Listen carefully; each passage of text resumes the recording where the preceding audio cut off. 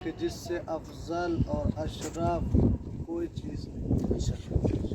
میں بھی دو تین دن پہلے آیت اللہ بشیر کے ساتھ بارگاہ میں تھا، اوپر کمرے میں بیٹھا تھا، تو موقف کے بارے میں بتانے لگا تو اس وقت انہوں نے روتے ہوئے فرمایا کہ مستحبات میں امام حسین کی زیارت سے افضل کوئی شے نہیں۔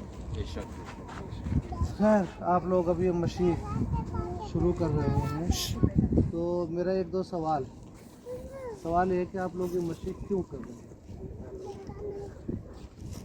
پہلا سوال کہ مشی کیوں کر رہے ہیں؟ دوسرا سوال یہ ہے کہ آپ کے یہاں آنے کا مقصد کیا ہے؟ آپ کا مطلب کیا ہے؟ مقصد کیا ہے؟ ارادہ کیا ہے؟ تیسرے کہ آپ کی نیت کیا ہے؟ تو اس لیے کہ زیادہ دیر نہیں کرنا چاہتا، آپ لوگ بتائیں گے تو دیر ہوگی۔ اگر مقصد یہ ہے کہ 2 سال پہلے 4 سال پہلے ہمارے چچا زاد بھائی، ہمارے خالہ زاد بھائی یا ہماری بہن یا ہمارے ماں باپ یا دوست گئے تھے، ہم بھی جائیں، اس کا مطلب ہے کہ آپ کے آنا، یہ پیدل چلنا، یہ زیارت کرنا بیکار۔ اگر مقصد یہ ہے کہ لوگ یہاں سے جا کے بتاتے ہیں کہ بڑا لطف آتا ہے، بڑی بھیڑ ہوتی ہے، کھانے کو اچھی اچھی چیزیں ملتی ہیں، یہ سب تو وہاں پہ بھی بامبے سے زیادہ بھیڑ کہاں ہوتی ہے، وہاں سے اچھا کھانا خیر، تو یہ مقصد ہے تو تب بھی کوئی فائدہ اس کا چلنے کا نہیں۔ اور بھی بہت سے مقصد ہو سکتے ہیں انسان کے، تو اب پھر ہمارا مقصد کیا ہونا چاہیے؟ ہمیں کیا کرنا چاہیے؟ ہم کس لیے آئے ہیں؟ کیوں ہم یہ پیدل چل رہے ہیں؟ اس کا مطلب کیا ہے؟ اس کا فائدہ کیا ہے؟ اس کا نقصان کیا ہے؟ سب سے پہلے یہ ہونا چاہیے۔ جلدی یہ ہے کہ انسان جب مشی شروع کر رہا ہے تو سب سے پہلے اس کی نیت درست ہونی چاہیے کہ اس کی نیت کیا ہے۔ تو اس کی نیت ہونی چاہیے قربتاً الی اللہ، بے شک اللہ کے لیے، اللہ کا تقرب حاصل کرنا۔ مقصد اس کا یہ ہونا چاہیے کہ عاشور کے دن امام حسین علیہ السلام نے ایک صدا بلند کی تھی، حل من ناصر ینصرنا، ہے کوئی جو مجھے غریب کی مدد کرے۔ پالنے والے ہم اس دن موجود نہیں تھے، آج ہمیں توفیق ملی، آج ہم امام کی بارگاہ کے لیے چل رہے ہیں، ہمارا یہ سر مولا کے لیے حاضر ہے۔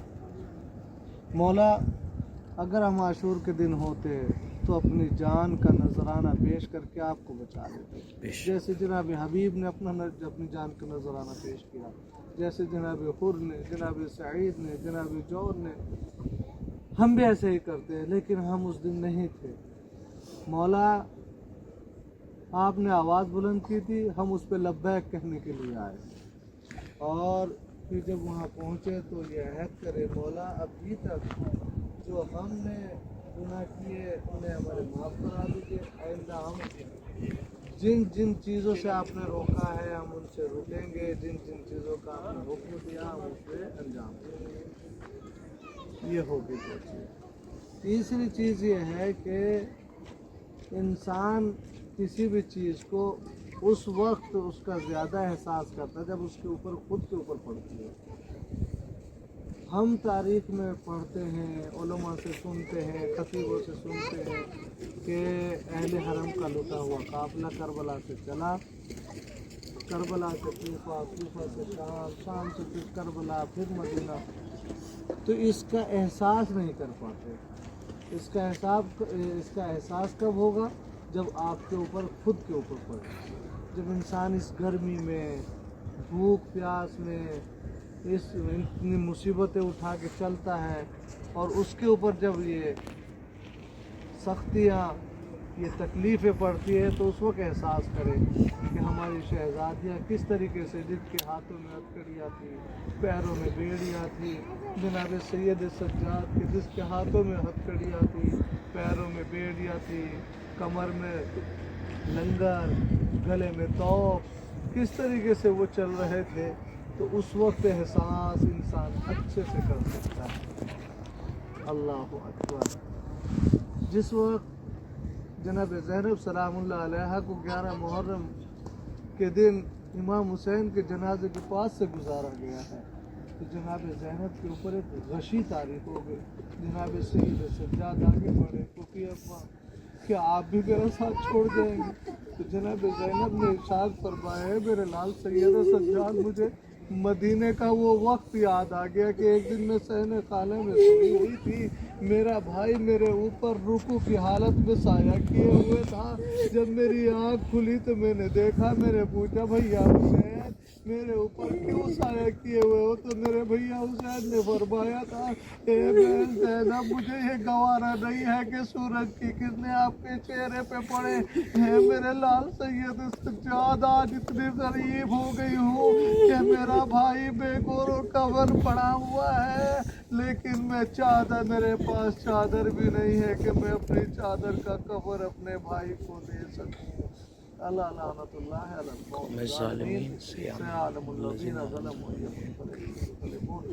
परवरदिगार आप लोगों की इबादतों को कबूल फरमाए। आमीन। परवरदिगार अहले बैत के सबके मोहम्मद वाले मोहम्मद के सबके में बार-बार आने की तौफीक अता फरमाए। आमीन।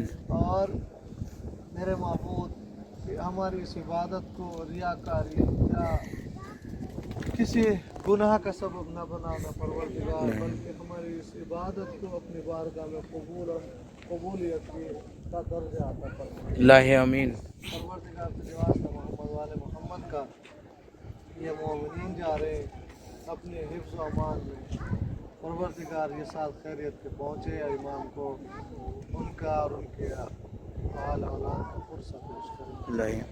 आमीन या रब्बल आलमीन। अच्छा भी है चीज़, अभी मेरे पैदल चलने का, ये तो बहरहाल कहीं